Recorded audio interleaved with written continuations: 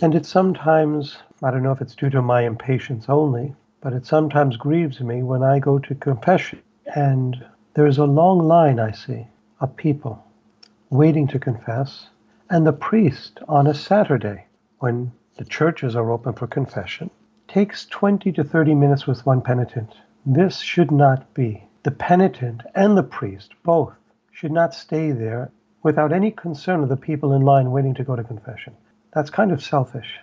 They should be mindful that what they're here for is to confess their sins and be forgiven, and that's it. It's not a counseling session, a session of spiritual direction. No, that's not what Saturday's for. Glory to God in the high. Hi, thanks for tuning in to Armor of God again, and as always, thank you so much for taking a little bit of your time to be here with us again, and hopefully all of you will be learning a lot from this video as well. So I came across this video on Twitter or X recently about Lady Gaga where she performed a sketch on an episode of Saturday Night Live where she summons a demon. Now before, when I shared clip of Father Rehill and his thought about Lady Gaga, many of her fans commented on the video who disagreed with Father Rehill and went on saying it's just all for show and all just for entertainment. Let me just share you a little bit about what Father Rehill said before. Lady Gaga has a story that she was down on her luck playing the Bowery for, $100 a night. She went out to get some more drugs, meets this beautiful man who says, "Do you want it all?" And she says, what do you mean all? He says, fame, fortune, and money, power. And she said, yes. He said, just worship me. And within a month, she had her first #1 hit. And then it's been a huge career ever since. By colluding with the devil, you're directly working against God. And so if you do that your whole life, at the end of your life, why would you think you're going to heaven? And then do you think Father Rehill was exaggerating, or tell me what you think of what Lady Gaga did in this short clip. When you lie about a birthday at Friendly's, you must pay the ultimate price. Sin! Sin! Sin! Sin! Oh, steady me, indica me, bring us Behold the summoner, behold Lamasto.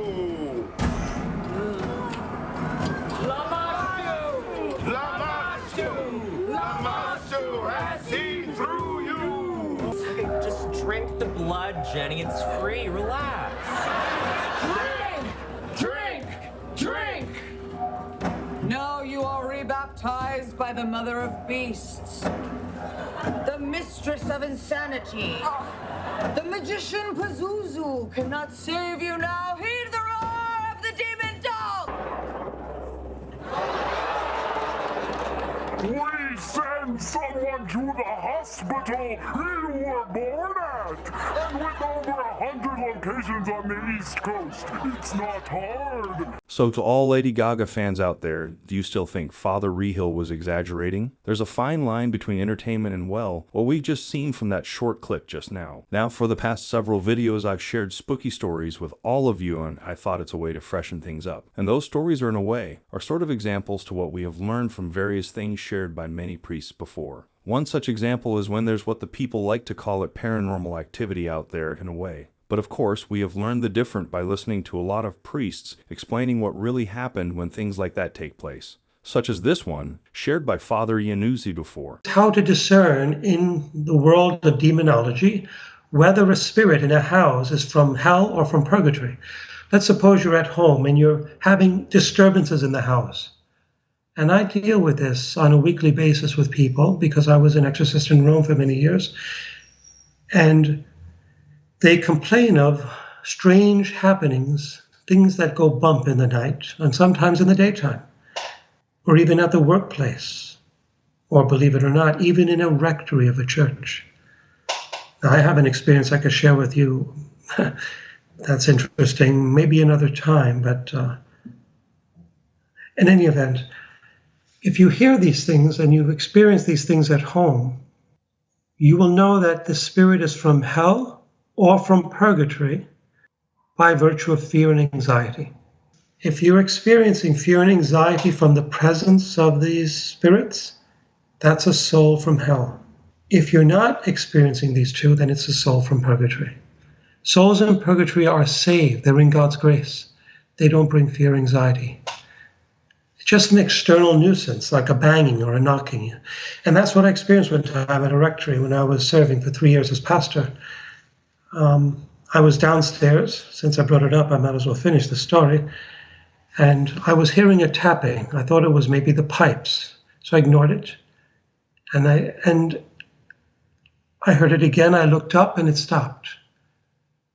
And I continued reading. It started. I looked up and it stopped. Then I started to sense an intelligibility because it would only stop when I raised my head. And this happened about 9 times over the course of about 2 hours. Finally, I said, okay, I'm going to try one more time. When the knocking starts, I'll ignore it. I'll let it go on for a minute. And then after a minute, I'll raise my head. I let it go on, and after a minute, I raised my head, and it stopped. I said, okay, now we're dealing with an intelligent entity. So I go up the stairs, and I do an exorcism prayer, and I sprinkle the holy water, and open myself up to God's grace, asking the Spirit to manifest itself in any way, covering myself with the blood of Christ. This way I'm not going to open myself to any evil spirits. And I get the sensation, and I'm not saying God is speaking to me directly here. I'm always hesitant, cautious. And it's healthy to be cautious, so you're not deceived by false revelations. And in that state of soul, I'm drawn to the closet area. And I'm feeling, and I don't base my beliefs on feelings, but I'm just feeling on the inside, a magnetic current pulling me there. And there's no fear, there's no anxiety, but there's a solicitude, like someone wants my attention. So I do a blessing, and then I say out loud that if you are a soul in purgatory, I will offer up 3 masses for you, and you may go your way. So I did that, and the banging stopped. Now, a few months went by, and I forgot about the incident, and someone was in the church talking to me about a nun who committed suicide upstairs in the closet, and that they had offered Mass for her, and that she was, she had the grace of God, and she was apparently under duress. So this is a case of a soul in purgatory who, out of ignorance, committed an act of suicide. And yes, not all suicides go to hell. Even St. John Vianney had an experience where he saw that as well. Or what about what Father Carlos Martins also said when it comes to these hauntings? That one day a call came in for a house infestation. So what does that mean? It means kind of poltergeist phenomena happening within a home. The folks put their car keys down here, they turn their back, they go grab a glass of water, they come back, the car keys aren't over here, they're on the other side of the room now. Things disappearing maliciously. The woman who was in the house, she's looking for her coat everywhere, finally just gives up. It's like it disappeared into thin air. She opens up the freezer to get a cube of ice. Her coat is rolled up into a ball and is stuffed into the freezer. Stuff like that, sounds, scratchings, voices coming from upstairs, footsteps on the ceiling, and there's no floor above. So the footsteps kind of walking on nothing. And there's one other clip of Father Carlos Martins that I'd like to share here with you. And it's about what he said in the following clip. And I quote, "Many people that we meet every day that are all around us, many of them have never experienced the sensation of being absolutely and totally loved by anyone." Possession simply means the devil now, among other things, he also has the jurisdiction to control your body from the inside out, to manipulate it as his own. But there are other levels. I mean, he has the ability to manipulate your imagination. If he can control your body from the inside out, he also has control of your memory and imagination. He also has control over the lower parts of your intellect and will.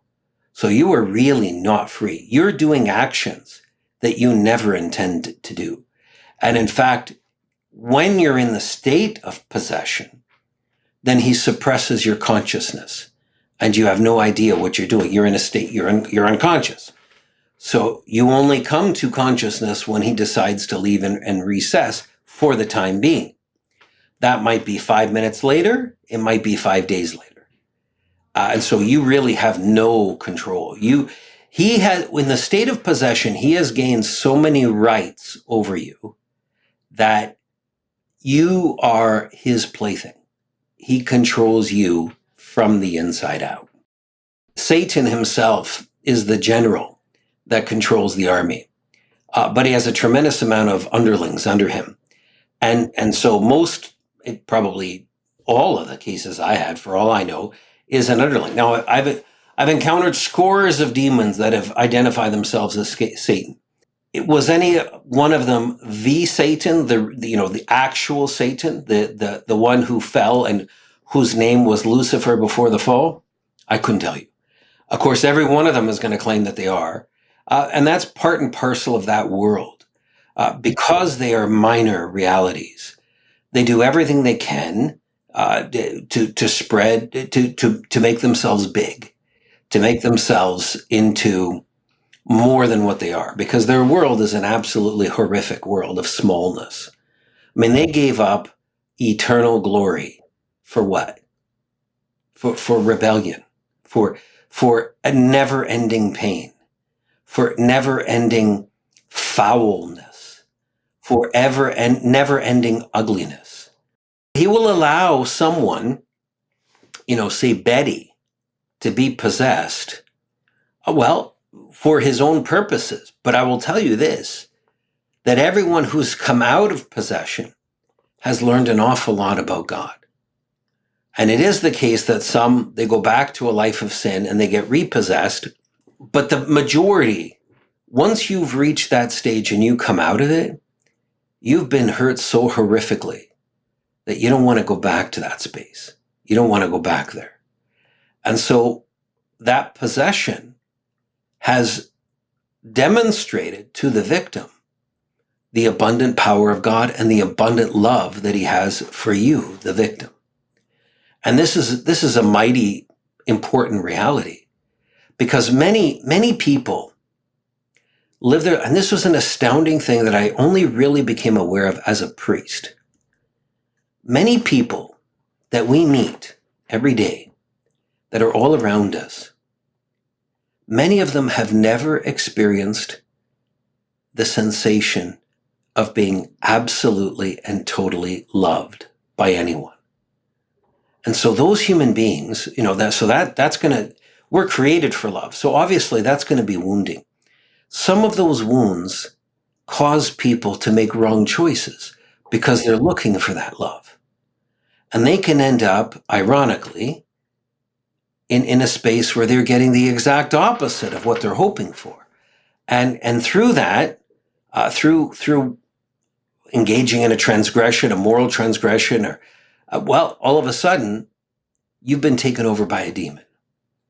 And so in the process of this, God shows his tremendous love for people. And so even the devil is useful for God at demonstrating who God is and what God can do, and how much love he has for his human beings that he created. Anyway, as we are currently in the season of Lent, I thought this would be a great time to share this clip of Father Iannuzzi talking about the expected increase in attacks from the evil one. Please listen to this. In the season of Lent, as we approach Easter, we are reminded that there is no resurrection without the cross. And therefore, during Lent, don't be surprised if things go from bad to worse from time to time. That's expected. And this is because whenever there's a great outpouring of gift, it's always preceded by a temptation or an attack. Such was the case with our Lord. Before he began his apostolic ministry, his what we call the third luminous mystery, proclamation of the gospel, where he performed many cures, outpoured gifts of healing of the deaf, of the sick, of the lame, of the lepers, of the crippled, of the blind, where he freed people from bondage of Satan, where he made prophecies, articulated beatitudes, instituted the sacraments. Before all this, there was the outpouring of evil. For 40 days in the desert, the Spirit did not lead him there. The Spirit thrust him into the desert, as the Gospel of Matthew and Luke relate. So it's necessary, therefore, it's part of God's plan, that we be put to the test before the gifts can be poured out on us.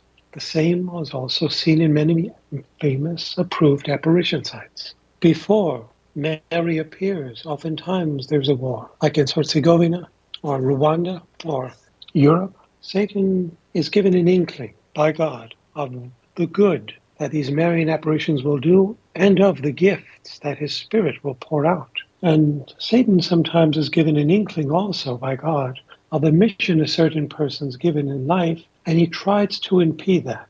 God permits this for two reasons. One, so that in resisting the test, the temptation of the devil, the virtues are necessarily fortified, they grow, whereby the soul becomes holier. And two, so that the person put to the test in overcoming it may amass more merit. And this is something we don't often think about in our lives. So you see, God gives Satan some knowledge, infused knowledge of the future. Why? So that God, to Satan's unawares, can avail himself of the very evil Satan perpetrates in those who resist this evil. So don't be surprised during Lent if God allows Satan to intensify his efforts in you. And this is why I think during Lent, people feel more tempted than ever throughout the year, at least for a prolonged period of 6 months. I think these are the most intense 6 months of any 6 months of the year, 6 weeks, than any other 6 weeks of the year in which they feel weaker, tempted, tested, and this is sensical. God is permitting Satan to increase his efforts to test you because that's the purpose of Lent. It's the intense high moment of grace. If sin abounds, God's grace will abound all the more during Lent. And that is why we ought to go to confession often. St. Padre Pio used to tell his penitents to go to confession twice a month. And so does the Church's Code of Canon Law, both East and West, for Orthodox and Catholics. Twice a month is recommended. Why? Well, Padre Pio said, because even a room needs to be dusted often, but also because psychologically, if we put away sins for a while, we forget them the next time we confess, and they're not forgiven if they're not confessed. So we have to be attentive to the needs of the soul, and in addition to confession during Lent, we should also go often to communion. And now for the last clip that I'd like to share here this time will be a little bit about confession. And I hope all of you have learned a lot so far, and this clip in particular is slightly longer than the other two earlier. Well, let us begin with simple steps. We must have a steadfast daily prayer life. There's no option here. If we don't, we won't remain in the grace of God and be pleasing to him as he expects of us. Again, he permits faults, yes, but we should not take advantage of his patience or goodness. So as soon as we're aware of our sin, we don't hesitate, we confess. As soon as it happens. If it's grave, we go to sacramental confession. If it's venial, we can do a private act of contrition or at the penitential rite at the Mass. But it is healthy and a wholesome practice, even encouraged by recent pontiffs to confess even venial sin. We don't have to exacerbate the time of the priest in the confessional and tell him every little scrupulous sin we do in detail. No, we just mention the nature of the sin and the number. That's it. And it sometimes, I don't know if it's due to my impatience only, but it sometimes grieves me when I go to confession and there's a long line I see of people waiting to confess, and the priest on a Saturday when the churches are open for confession takes 20 to 30 minutes with one penitent. This should not be. The penitent and the priest both should not stay there without any concern of the people in line waiting to go to confession. That's kind of selfish. They should be mindful that what they're here for is to confess their sins and be forgiven, and that's it. It's not a counseling session, a session of spiritual direction. No, that's not what Saturday's for. And the priest should be taught properly this, and many are not, unfortunately. They spend, I don't know who knows how much time in the confession. That's fine if there's no one waiting online, waiting to go to Mass. Then you can spend all the time you want. In fact, you could spend 6 hours with the priest if you want, but not when people are waiting with only 40 minutes to confess or 30 minutes to confess or 1 hour, whatever the priest has at his availability on Saturday. So when I go to give retreats, I understand that the priest and the penitent are there to grow spiritually, and that's a good thing. But let us not forget that there are other people also needing the sacrament as well. So in special times, I say, before a retreat, when I'm with other priests, I say, when you go to confession, try not to stay beyond 5-10 minutes, nothing more than that. You go in there, you with an act of contrition, Contrition means not just you're sorry for going to hell, for deserving hell, which is attrition, but you're sorry above all for offending God, who is all good and deserving of all your love. That's contrition, and contrition is proven by a resolution. So you emerge from that contrition with a resolve to avoid this or that, or to do this or that. And the priest gives you a few words of counsel, extends to his absolution, imposes a penance, and that's it, So the first thing, practically speaking, we are to do with this knowledge God has preserved for the worst generation of all and given to us, is to have a steadfast daily prayer life. Frequent often the two sacraments of confession and communion. Try to spend some time before the Blessed Sacrament as often as you can. This is a counsel of Our Lady at Garabandal in the 60s. Imagine that. That's like 60 years ago. Imagine what the desire is today. She said, make frequent visits to Jesus in the Blessed Sacrament because it consoles him greatly. And if we can't go to a church because it's closed or because it's far away or because we have no transportation, we can enter within the cell of our soul, as Jesus instructs St. Catherine of Siena. Go into the little cell. Monks have a cell. It's a place where no one can enter. It's a spiritual place, an interior place. And it has to be accompanied by external silence as well. So it could be a room. It could even be a garage. It could be the basement. It could be a place where you have a little shrine. The crucifix, maybe some candles, holy water, holy oil, statue of the Blessed Mother, St. Joseph, the other saints, where only you and God enter. And when you enter that little cell, you erase, as it were, all the distractive thoughts from your mind. This is a counsel of St. Francis de Sales. He says, whenever you enter the chapel, be it a physical chapel or that of your heart, to pray, you eliminate as best you can all distracting thoughts. And this is symbolic of the method in which Moses entered the presence of our Lord on the mountain. He removed the sandals from his feet. The sandals is a symbol of the world's distractive thoughts and trappings. When we enter the presence of God, we remove the mundane and secular things among us. We are walking on holy ground, as it were. And in addition to having a steadfast daily prayer life, receiving frequently the two sacraments, entering throughout the day within this cell of our heart, we do our rounds, our prevenient act at the first rising of the day. Even before our feet hit the floor, we offer our fiat to God. We meditate on the passion of our Lord, which is the most formidable means of making reparation to his Sacred Heart. There is no greater work indulgenced and given to us by the Church in making reparation to our Lord than the hours of the passion of our Lord Jesus Christ, the original title of which was the 24 hours of the sorrowful passion of our Lord Jesus Christ. We should have a little bit of reflection on this every day, even if it's 5 minutes. And another form of reparation is the Stations of the Cross. And the stations don't have to be very long. I try to do the stations often, and because of lack of time, I do a quick version of the stations when I don't have much time to do the longer one, and that is I announce the station, I do a prayer while meditating on that station, and I move to the next, just one prayer. So if you have more time, you could do a meditation, accompanied by reading. In addition to that, we do acts of corporal spiritual acts of mercy, helping those in need, with prayer, with financial help, visiting the dead at the cemetery, visiting those in prison, giving food to those who have none, clothing, shelter to those who have none, education to those who have none.